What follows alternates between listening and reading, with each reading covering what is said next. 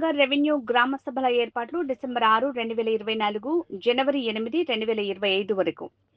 రాష్ట్ర వ్యాప్తంగా రెవెన్యూ గ్రామ సభలు నిర్వహించేందుకు ముఖ్యమంత్రి చంద్రబాబు నాయుడు గారి ఆదేశాల మేరకు డిసెంబర్ 6, 2024 నుంచి జనవరి 8, 2025 వరకు సమావేశాలు నిర్వహించనున్నట్లు గౌరవ స్పీకర్ చింతకాయల అయ్యన్న పాత్రుడు గారు తెలిపారు. గ్రామ సభలో భూమి తగాదాలు, రీసర్వే అవకతవకల్ని పరిష్కరించడమే ఈ కార్యక్రమం ముఖ్య ఉద్దేశమని స్పీకర్ చింతకాయల అయ్యన్న పాత్రుడు అన్నారు. అందరికీ నమస్కారం అండి. ముఖ్యంగా గ్రామ సర్పంచులు కానివ్వండి, గ్రామంలో ఉన్న పెద్దలకు కానివ్వండి, తెలుగుదేశం పార్టీ నాయకులందరికీ కూడా విజ్ఞప్తి ఏంటంటే, దయించి నేను చెప్పింది పూర్తిగా వినండి, ఈ అవకాశాన్ని వినియోగించుకోని చెప్పి మీ అందరిని కోరుకుంటున్నాను. ఇక్కడే కానీ నర్సీపట్నం నియోజకవర్గం కాదు, రాష్ట్రం అంతా కూడా నేను పిలుపునిస్తున్నాను. ఇది మంచి అవకాశం మనకి. చంద్రబాబు నాయుడు గారు రెవెన్యూ సదస్సులు పెడుతున్నారు. అది రేపు 6వ తారీఖు నుంచి, ఈ నెల 6వ తారీఖు నుంచి వచ్చే నెల 8వ తారీఖు వరకు ఈ రెవెన్యూ సదస్సులు జరుగుతాయి. ఇది రోజుకొక గ్రామంలో రెవెన్యూ సదస్సు ఏర్పాటు చేయమని చెప్పి చంద్రబాబు గారు ఆదేశాలు ఇవ్వడం జరిగింది.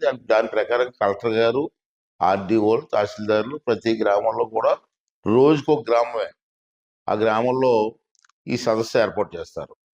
ఈ సదస్సు తాలూకు ముఖ్య ఉద్దేశం ఏంటంటే, గత గవర్నమెంట్లో భూములు ఆక్రమించుకున్నారు, గవర్నమెంట్ భూములు ఆక్రమించుకున్నారు, చెరువులు ఆక్రమించుకున్నారు, దేవాదాయ శాఖ భూములు ఆక్రమించుకున్నారు. తర్వాత మీ భూములు కూడా మీకు తెలియకుండా కంప్యూటర్లో మార్చేశారు. మీకు తెలియదు ఆ విషయం. మీ భూములు మీ పేర్లు ఉంటే ఉన్నప్పటికీ కూడా కంప్యూటర్లో, ఆన్లైన్లో మార్చేశారు. ఇవన్నీ చాలా అన్యాయం చేశారు. చాలా మంది ప్రజలు ఇబ్బంది పడుతున్నారు, రైతులు ఇబ్బంది పడుతున్నారు. అంచేత నేనేమన్నానంటే, ఇది మంచి అవకాశం కాబట్టి ఇటువంటి అన్యాయం జరిగిన వాళ్ళు, ఆన్లైన్లో పేర్లు మార్చేసిన వాళ్ళందరూ కూడా ఈ సదస్సుకు వెళ్ళండి. ఆ సదస్సులో తహసీల్దార్ గారు, రెవెన్యూ ఇన్స్పెక్టర్ గారు, సంబంధిత విఆర్ఓ గారు, ఇటువంటి ఆఫీసర్లు అందరూ కూడా ఆ సదస్సుకు వస్తారు.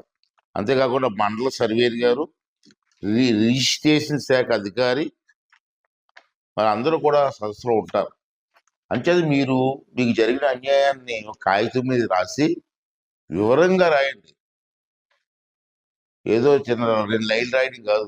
ఏ అన్యాయం జరిగింది, ఎలా జరిగింది, ఎవరు అన్యాయం చేశారు, ఇవన్నీ కూడా కాగితం మీద రాసి మీరు ఆ సదస్సుకు వెళ్ళి మీరు ఇచ్చినట్లయితే, ఆ కాగితం ఇచ్చిన తర్వాత 45 రోజుల్లో మీ సమస్యను పరిష్కారం చేయాలని చెప్పి చంద్రబాబు నాయుడు గారు గట్టిగా ఆదేశాలు ఇవ్వడం జరిగింది.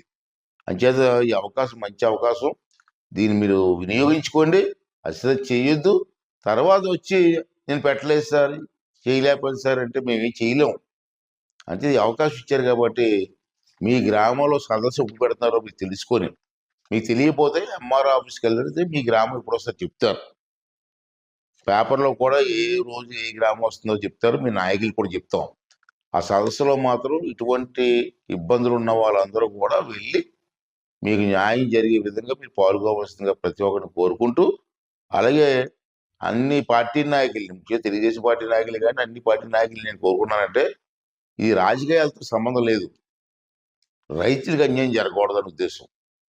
అంచేత నాయకులు కూడా మీ గ్రామంలో ఎవరైనా అన్యాయం జరిగితే వాళ్ళని తీసుకొని వెళ్ళి ఆ సమస్య పరిష్కారం చేయడం కోసం నాయకులందరూ కూడా ప్రయత్నం చేయాలని చెప్పి మీ అందరికీ మనవి చేస్తూ మీ సెలవు తీసుకుంటున్నానండి. థ్యాంక్ యూ అండి. Thank you very much.